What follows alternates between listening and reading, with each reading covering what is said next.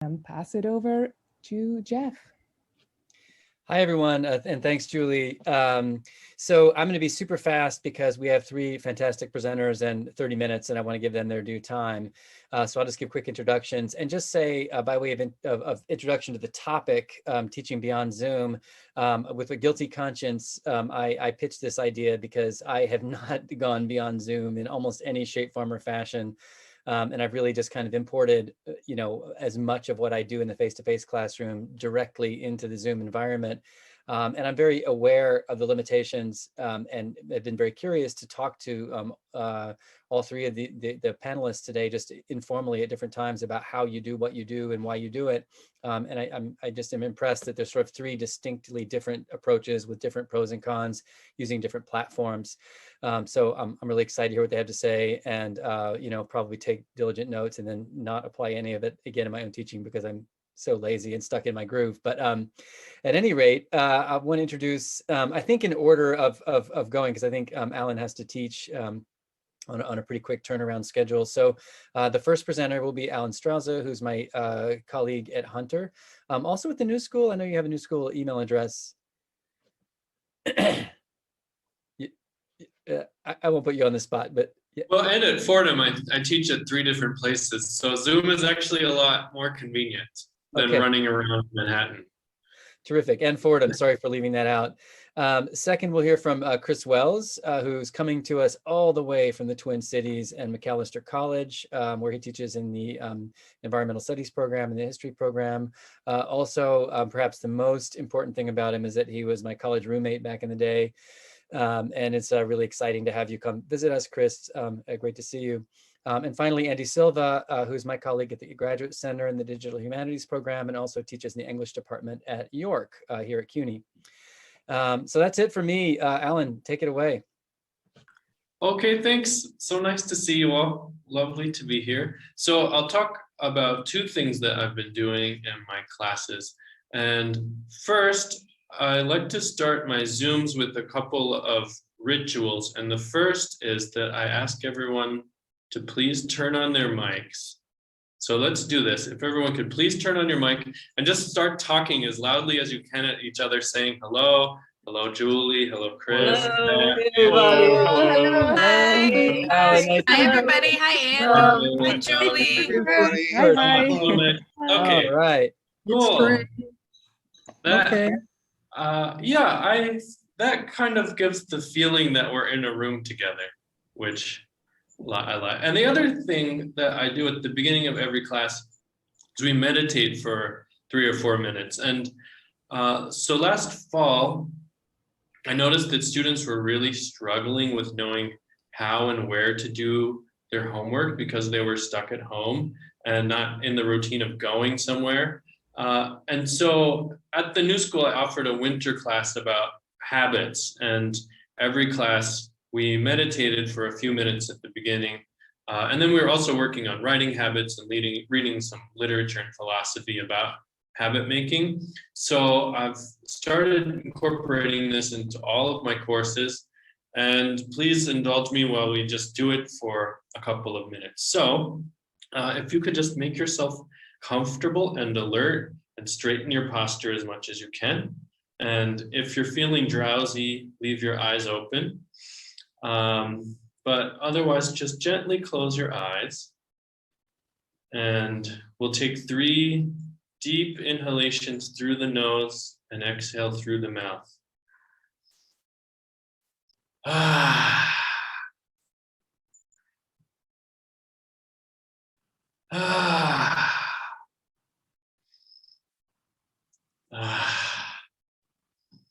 And then just let your breathing relax regularly. And listen to whatever sounds are around you. And feel the space that's around you. And in your mind, picture a big smile. And let the curve of that smile relax out into the space that's around you. And then in your eyes, imagine that there's a smile.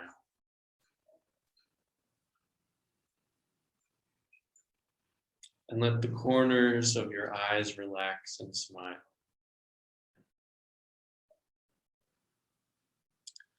And then on your lips, put a real little smile. And let your tongue rest at the back of your mouth, the back of your palate.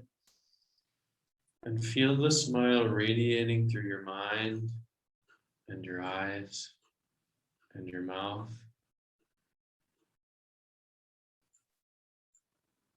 And inhale deeply into your chest. And as your chest rises up, imagine that that curve in your chest is the curve of a smile. And here in your chest, you might feel all kinds of feelings. And just let this smile hold all of them. And feel the energy radiating the smile in your mind, in your eyes, in your mouth, and your chest. And then feel where your chair is lifting you up and supporting you. And your feet are on the floor, and the floor is lifting you up and supporting you.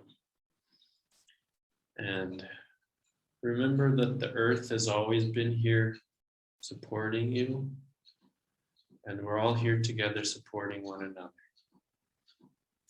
And when you're ready, gently open your eyes.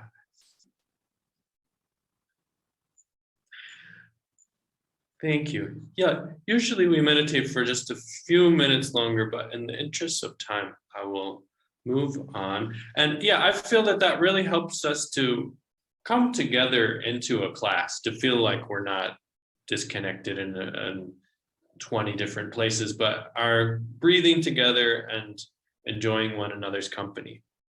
And then I'm going to share my screen now and talk to you about how I organize the class through dividing it into synchronous and asynchronous components. So my English courses typically meet twice a week, and I conduct one of those sessions online on Zoom, and I conduct the other session online asynchronously, and I use Google Docs to set that up and YouTube videos. So I'm going to show you my syllabus. Students tell me that it's very confusing, and it usually takes a couple of sessions for them to get used to it. So that's something I'm still working on, but I'm going to show it to you as I would to them, and it might, it might be confusing. But here's the page on the syllabus where I break it down, and I show that half of the class, as I said, is synchronous on Zoom. And so for those sessions, students have to prepare some homework. They log into Zoom at the scheduled time, and then we participate in the Zoom session. The other session per week is asynchronous. And for those sessions, I explain that we'll hold the asynchronous workshops on Google Docs, and the workshops take place at your own convenience, but before a particular time. So they have several days to work on the Google Doc, but it's due at one specific time. And the workshops typically focus on a particular writing skill. And there's first a little bit of preparation, some homework that students do, and then they log into the Google Docs in this folder. And then they follow the directions that are in the Google Doc. Wait, I didn't mean to close that. Let me just open that back up. I'm going to show you the schedule that breaks this down. So these are the overall instructions, and then in the course schedule, it's broken down. Tuesdays are synchronous, Fridays are asynchronous, and in parentheses, the students are told which of the workshops they'll be doing for that section. and the homework is explained. So for this one, for example, it's on sentence writing. The homework is to write 300 words on a particular topic. And then students go into that folder and they find the sentence writing workshop, which is this one here. And then there are instructions. And typically students bring their homework to the Google Doc. They're like 300 words of writing. And then there's a video lecture that I have uploaded to YouTube. And that is somewhere between like 20 and 30 minutes on a particular writing skill. And then students implement those skills by revising the other students' posts. And so I'll just go over that again. So the instructions for this one are, at the very end of the document, write your name in bold and then insert your homework assignment. So students have copied and pasted their homework assignments into the doc with their name. And then they watch this video tutorial.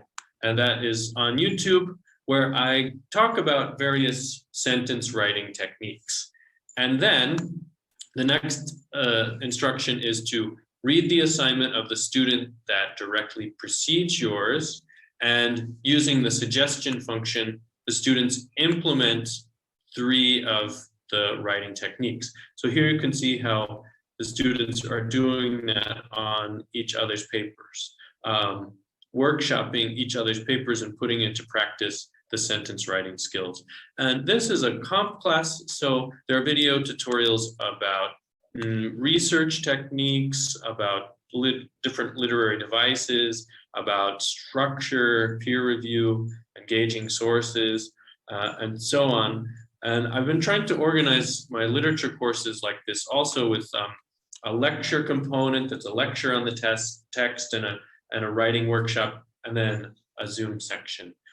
So I have gotten some feedback from students just now at a midterm evaluation, and they've made some suggestions about how to organize it more elegantly. But this is the overall structures of my courses, and it seemed to be working well to limit Zoom fatigue and to really teach writing. And it's basically how I would be teaching writing in the classroom. And students' writing is improving, and my classes seem to be happy and going well. So thank you.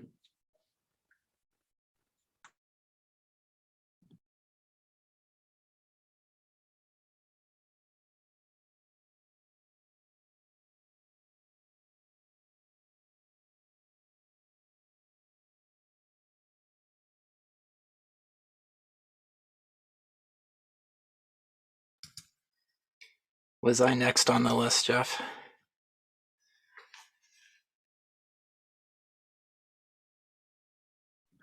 Oh, sorry guys, everything blinked out and I froze for a second. I'm back. Yes, Chris, you are next. Take it away, Chris. So sorry. Well, thanks. That was fantastic. The meditation piece was especially useful. So, like many of you, I think that Zoom fatigue is one of the things that I was thinking about for all of this. But there was another problem that I was trying to think through as well, and that was I'm a historian. I teach in the humanities. I'm used to small discussion-based classes, but I teach in an environmental studies department. And one of my classes, which is required in the major, gets pretty big. So I'm teaching a 35 student class in Zoom that's designed to be mostly about reading and writing and discussion. And so this is probably more typical of places beyond where I work at a small liberal arts school. But for me, this was a big challenge. And for me anyway, big group discussions in Zoom just didn't work at all, and weren't even worth trying. And sending students into small groups, while I think that can work really well and be super effective, especially if they have a little bit more guidance about what they're doing in those groups, I'm not in there with them, which always feels a little strange. And you can monitor Google Docs as people are working on things, but it doesn't do anything about the Zoom fatigue. So trying to balance the desire for a good, robust conversation with eliminating Zoom from the equation, and started thinking a little bit, especially with some prompting by a colleague, about social media as a model, right? And for all the bad rap that social media gets, it really does have some strengths, right? It's not that hard to stir the pot and to get lots of reactions, a good, vigorous conversation. You can have threaded conversations where people can chime in where they want to, which gives them some real flexibility. You can tag people, so if you want to bring someone in, you can do that by tagging them. There are lots of ways to interact, from lengthy posts to quick emoji reactions. And it's something that can work either synchronously or asynchronously. And I was mostly interested in a synchronous tool, something that I could do during class time, but without cameras. And that would sort of capture the advantages of social media. So the tool that I settled on, again with some help from a colleague, was Slack. And it's really designed for like project management and coordination. And if you've come across it, that's probably how you've used it. But it basically has all of the features of social media, right? Threaded discussions, emoji reactions, the ability to tag other people, the ability to link to other resources. And so I've been experimenting with using that as the primary vehicle for synchronous discussion. And I think the easiest way to show how it works is first to talk a little bit about the ground rules that I've been giving my students, and then just to show you a conversation that's already happened. So there are a couple of different ways that I've done it. One is to divide a class into groups, and to assign each group a sort of wave within the synchronous discussion when they are responsible for posting something to the main thread. And so the basic rules are, when it's your turn, when it's your group's turn, you've got to post something to the main thread. And when it's not your group's turn, you should be actively reading and responding to other people's stuff. In a new class this semester, I've been experimenting with a slightly different format, which is to divide the class in half, assign one half of the class the role of provocateur, the other half of the class the role of responder, and basically say, okay, provocateurs, your job is to come to class with some prompts, and if things start to die down, you're responsible for getting them going again. And then the responders are responsible for reacting to and engaging with whatever the provocateurs do. So those are the basic ground rules. I'll often have some sort of starter question in the wave format for the first wave of posts to respond to. But after that, it's sort of fair game, and people can post about whatever they want to have a discussion about with the rest of the class. And here I should mention that in many of these classes, they've already done some sort of reading response type writing about the day's readings ahead of time. And often that includes me prompting them to think about discussion questions ahead of time. So many of them are just cutting and pasting some stuff they've already read into the discussion for other people to react to. Although I should say a surprising number of them don't do that. They've done some thinking in the form of their writing, and when class time rolls around, they have new stuff that they want to say, and that it works both ways. So the only other ground rule is that in the last 5 minutes or so, I usually ask some sort of exit ticket type question, which is often, what are your big takeaways from today's discussion? The one I'm going to show you was a night class. So it shows up in the form of tonight's discussion. So you'll see that the time stamps as well. So here I'm going to share my screen.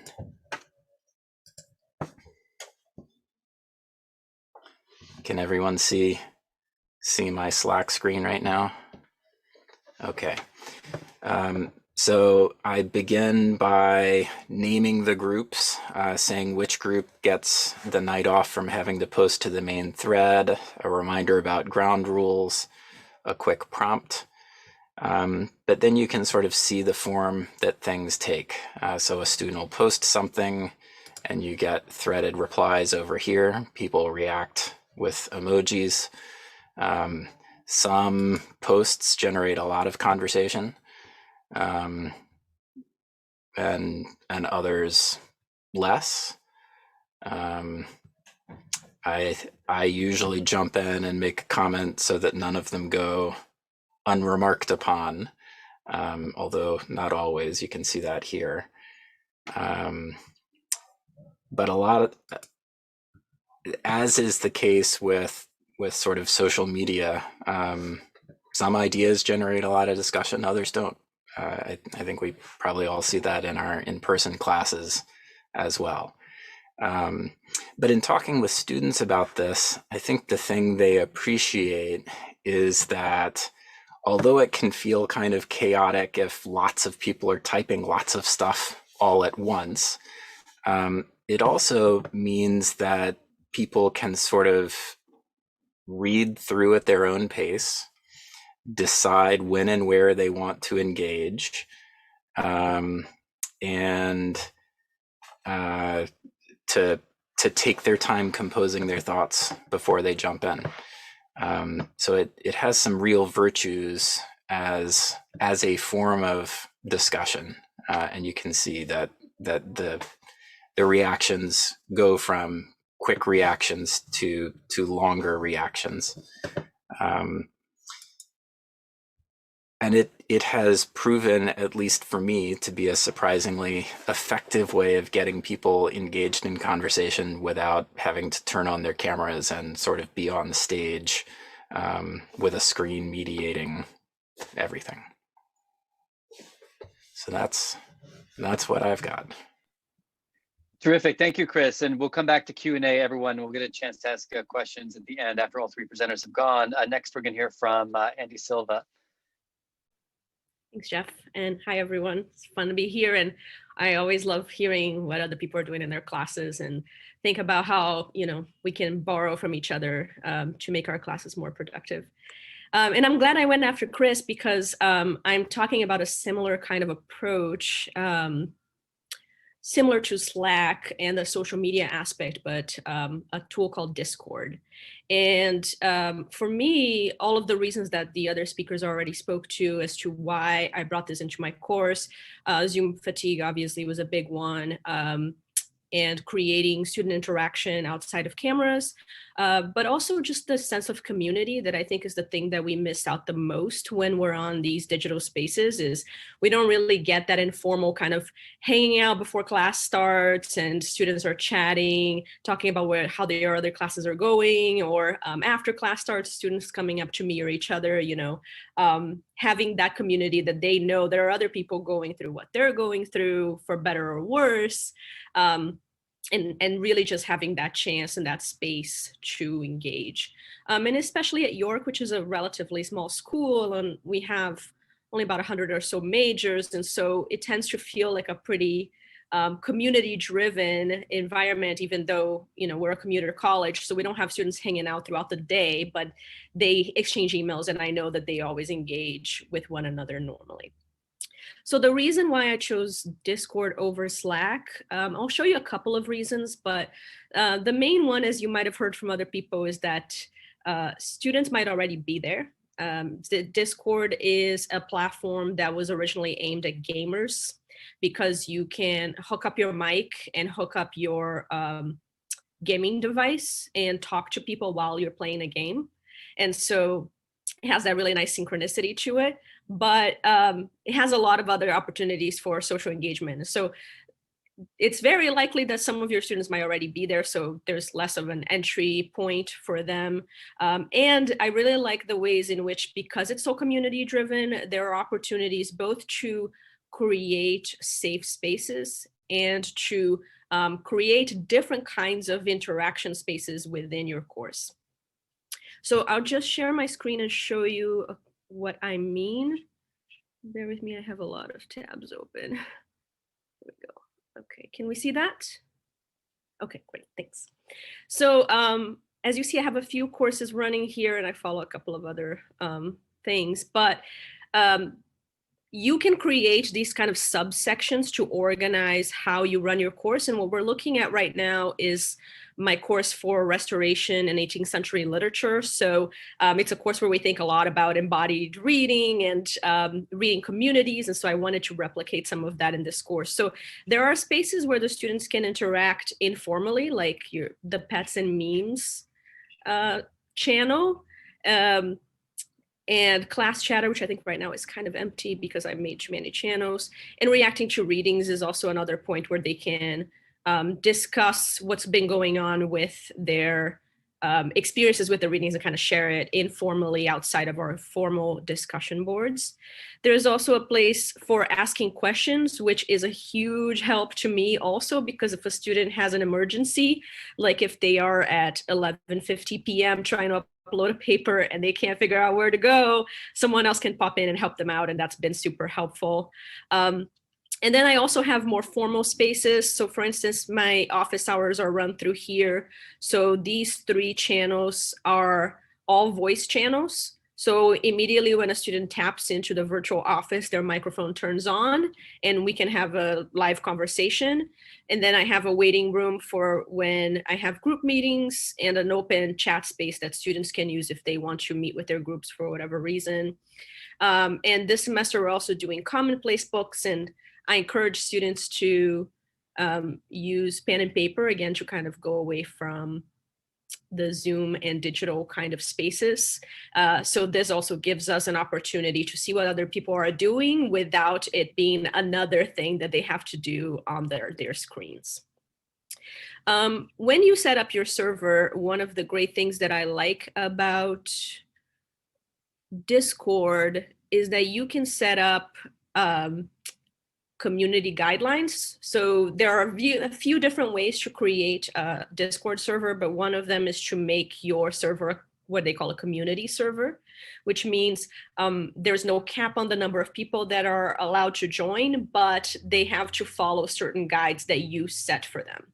So for instance, in this case for our class, the minute that students add the Discord server to their personal computers or their phones, they have to read and agree to these rules, right? So it reminds them of a few basic things, you know, be respectful, remember that this looks like social media, but it is class, so don't post things that you wouldn't want me to see, respect people's pronouns, help people out, and so on. So they have to agree to this, and then I can post this on the server as well, so we can refer to it.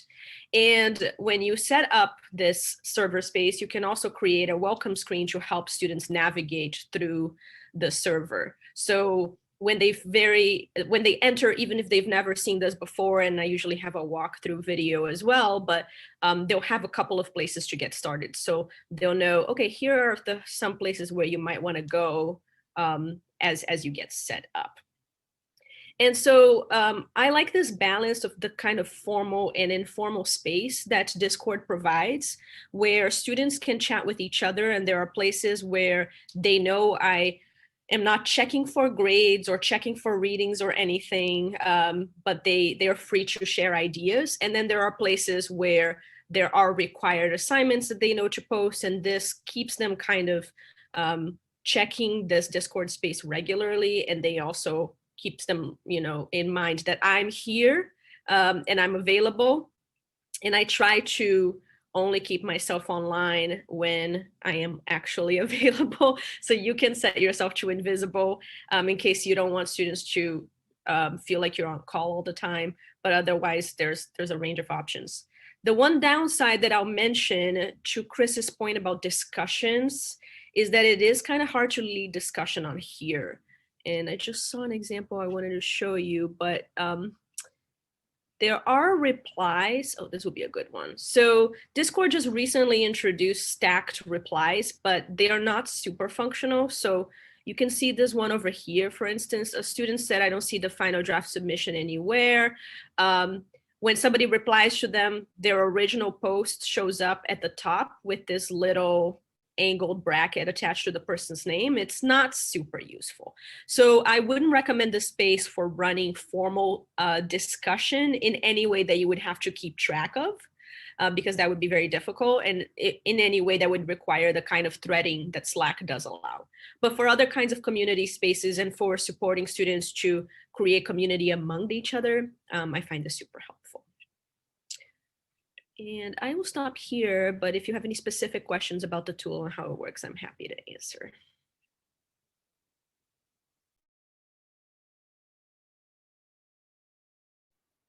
Thank you so much, Andie. Thank